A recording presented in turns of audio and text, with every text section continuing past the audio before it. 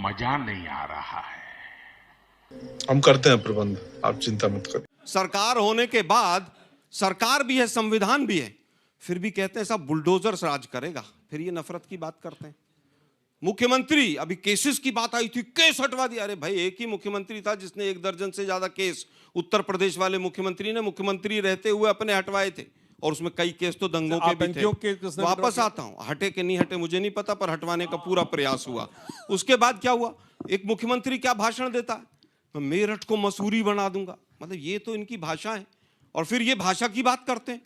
दुर्भाग्य ये है कि इनको मणिपुर दिखाई नहीं देता है। 2 साल तक प्रधानमंत्री 1.5 साल तक एक अपील नहीं कर पाए शांति की, और ये लोग नफरत पे भाषण देते हैं। अभी लेह लद्दाख में क्या हुआ है, एक फौजी के सीने में नीचे सड़क पे डाल के उसके गोली मार दी, और ये नफरत की बात करते हैं। सोनम वांगचुक कहां है, उसकी पत्नी को नहीं पता है, ये लोग नफरत की बात करते हैं।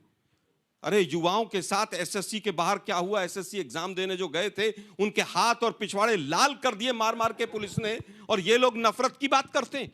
जहां अपनी वीकनेस होती है पुलिस के पीछे छिप के खड़े हो जाते हैं। अभी उत्तराखंड में क्या हुआ, एक पत्रकार महोदय के साथ 10 दिन तक गायब रहा, और पत्रकार जो फैमिली है, जो पत्रकार परिवार है, उसके लिए वो भी आवाज नहीं उठा रहा है। दुर्भाग्य, 26 इंच का सीना और विश्व गुरु हो गए हमारे पत्रकार, नेपाल में पिटाई खा रहे हैं। ये सब क्या देखना पड़ रहा है? खा रहे कि नहीं खा रहे? और मैक्सिमम नेशनल मीडिया के पत्रकार सरेआम सड़कों पर पिट रहे हैं। एक नेपाल छोटा सा देश। मैं सोच रहा था बहुत लंबा वक्तव्य हो गया, अभी तक नफरत की एक भी बात नहीं की। खैर, आखिर में वो आरएसएस का एजेंडा उन्होंने कर ही दिया, कांग्रेस पे आरोप लगाने का, वो नफरत फैलाने का एजेंडा लास्ट में कर ही दिया। जिस संस्थान में 100 साल तक इस देश के अंदर नफरत फैलाई हो और अपना रजिस्ट्रेशन नहीं करा पाया हो, जो लोग ताली बजा रहे थे बड़े जोर जोर से, बताइएगा रजिस्ट्रेशन कहां है आरएसएस का। दुर्भाग्य ये है कि चाहे वो ओरिजिन हो, वो भी वैचारिक पूरी तरह से नफरत से हुआ, चाहे वो 2 नेशन थ्योरी हो, चाहे वो 1930 का नमक सत्याग्रह हो, सविना अवज्ञा आंदोलन हो, भारत छोड़ो आंदोलन हो, कहीं आरएसएस दिखाई नहीं दिया था। अंग्रेजों के साथ थे। अरे बाप रे, ये तो धोती खोल रहा। और इनके सावरकर साहब का मैं एक कोट पढ़ता हूं, I feel no hesitation in maintaining friendly relations with British government.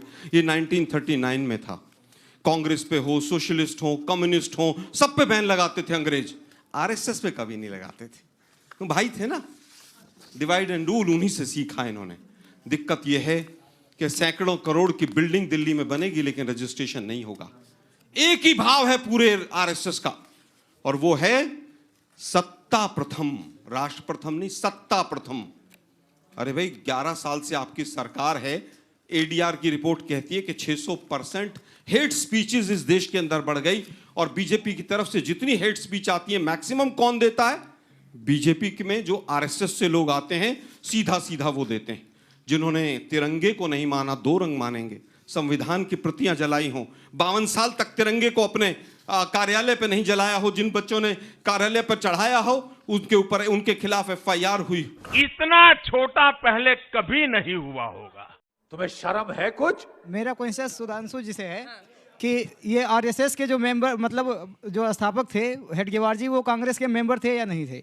Ma'am, sir ने डायरेक्टली बोला कि इंडियन आर्मी हो चाहे यूपीएससी हो, पहली बात तो इन्होंने बहुत बड़ा एलिगेशन लगा दिया कि आरएसएस की आइडियोलॉजी होगी तभी आपका वहाँ पे सिलेक्शन होगा। सर, आपको मैं कहना चाहूँगा, sir patriotism, leadership, discipline, ethics, social service, यही है जो इंडियन आर्मी और यूपीएससी सिखाती है एक अंदर। अगर किसी के पास ये चीज़ अंदर है तो वो जाएगा ही इंडियन आर्मी यूपीएससी में। सर, यहाँ पर आप आइडियोलॉजी की बात करें, बट अगर किसी के अंदर ये वैल्यूज़ हैं तो यूपीएससी क्या है सर, वो कहीं पर भी जाएगा, वो तो जाएगा। देशभक्ति और मांगती क्या, और आरएसएस सिखाती है क्या? यही चीज़ सिखाती है सर। मेरा सवाल सुधांशु त्रिवेदी सर से है।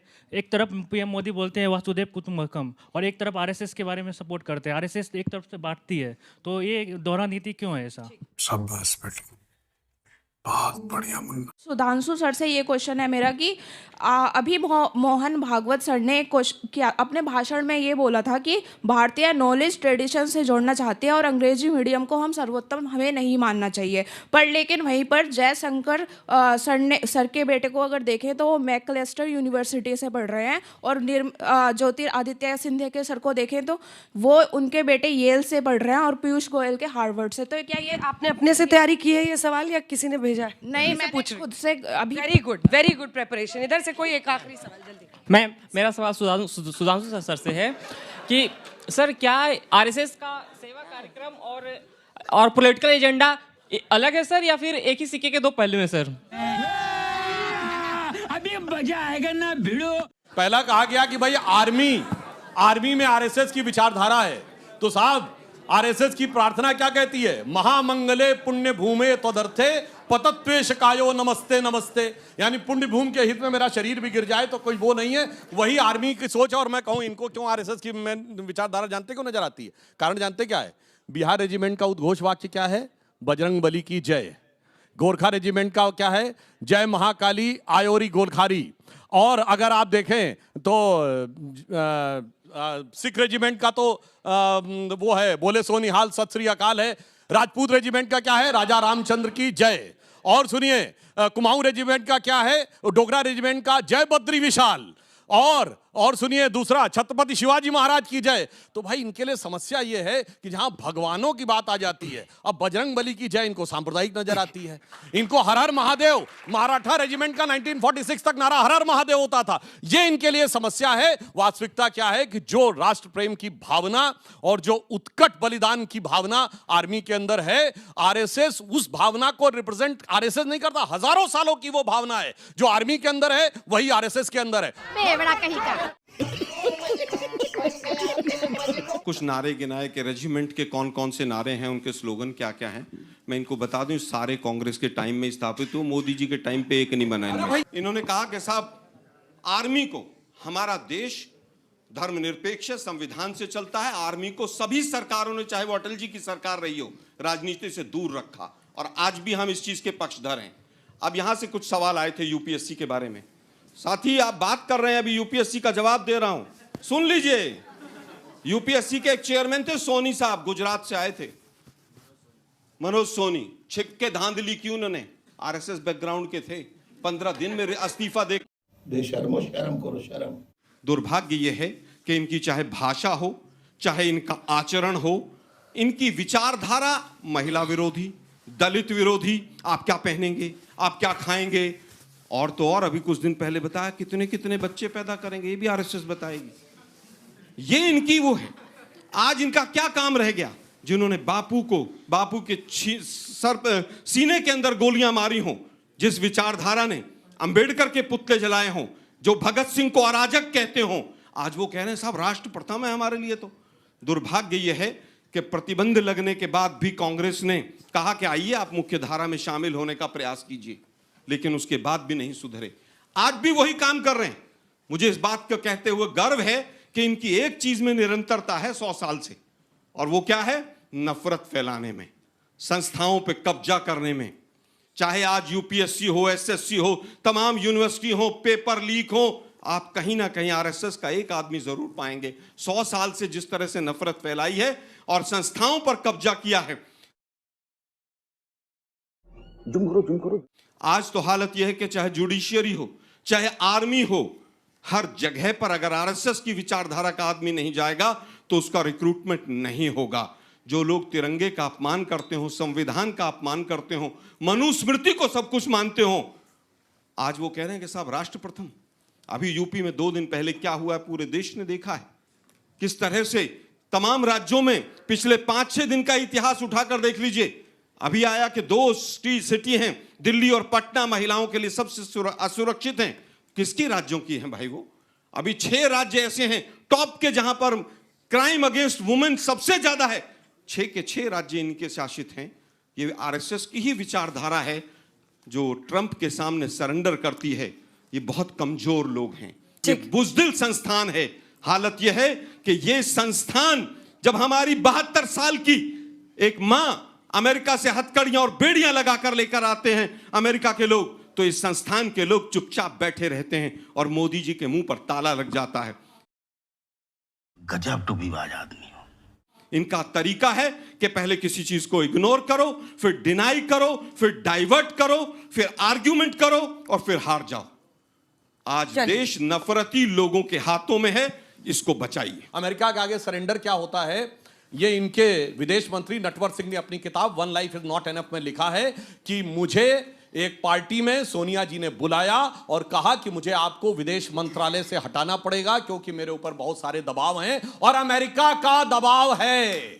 ये सोनिया गांधी को कोट कर रहे हैं इनके विदेश मंत्री Natwar Singh, one life is not enough में। और दूसरा जाके चेक कर लीजिए, 19 नवंबर 1962 को जिस समय चीन से युद्ध आखिरी समय में चल रहा था, उस समय जो कुछ नेहरू ने लेटर लिखा है वो डिक्लासिफाइड हो गया 2010 में कैनेडी लाइब्रेरी के द्वारा। उसमें इतना शर्मसार करने वाला है कि वो ये लिख रहे हैं अमेरिका को कि आप अपने स्क्वाड्रन भेजिए, हमारे पास पायलट नहीं है, इंडिया के एयरफोर्स की कमांड लीजिए, अन्यथा हमारे हाथ से असम चला जाएगा। भारत के राजदूत ने लिखा, उस समय के जो राजदूत थे उन्होंने अपनी किताब में कि मेरा सर शर्म से झुका जा रहा था जब मैं वो लेटर देने के लिए जा रहा था। आप सोचिए आज वो लेटर अवेलेबल है। इसलिए सरेंडर किसने किया। और रही बात इसकी और नफरती की बात, तो सिर्फ एक बात कहूंगा साहब, ये गुस्ताख नबी की एक ही सजा सर्तन से जुदा।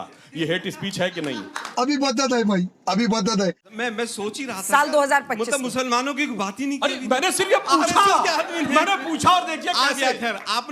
आपने मेरी उम्मीदों पर आप खरे उतरे, बहुत बहुत धन्यवाद। भगत सिंह के नाम पर एक चंडीगढ़ का एयरपोर्ट बनाने के लिए वो मूर्ति जो थी वो कई साल तक इंतजार करती रही। कम्युनिस्टों से किस तरह का रिलेशन राइट विंग का रहा, ये पूरे देश ने देखा है। 1935 में गवर्नमेंट ऑफ इंडिया एक्ट आया और तमाम छोटे छोटे चुनाव हुए और उसके बाद 39 में द्वितीय विश्व युद्ध शुरू हो गया। तो स्वाभाविक है कि गोलमेज सम्मेलन हो और चाहे वो सविनय अवज्ञा आंदोलन से लेकर नमक सत्याग्रह से लेकर तमाम जो कार्यक्रम थे वो चलते रहे, तो अंग्रेजों का विरोध कर रहे थे। लेकिन आरएसएस कहां थी भाई? कांग्रेस नहीं कर रही थी तो आपको दिखाई देता है, पर आरएसएस का कोई व्यक्ति किसी कार्यक्रम में कहीं अंग्रेजों के खिलाफ दिखाई दिया? वो चिट्ठी लिखी थी वो नटवर सिंह ने। अरे भाई नटवर सिंह जी चिट्ठी लिखी थी। अरे चिट्ठी नहीं, अरे सुनो ना भाई, किताब भी लिखी थी। सुन तो लो, कब लिखी थी? जब कांग्रेस से बाहर हो गए थे, जब बसपा ज्वाइन कर ली थी। बसपा क्यों हो गई थी? अरे भाई बसपा में चले गए थे। ऑयल फॉर फूड के मामले में उनका नाम जब आया तो इंटरनेशनल लेवल पे दिक्कत थी, ठीक है नहीं थी? दिक्कत यह है कि उनका बेटा और वो तमाम लोग उसमें फंसे हुए थे। अब उसके ऊपर ये था वो था। अरे भाई ये बताओ ना, हथकड़ियां बेड़ियां लगकर आ रहे हैं, मोदी जी चुप क्यों हैं? उसका जवाब क्यों नहीं देते?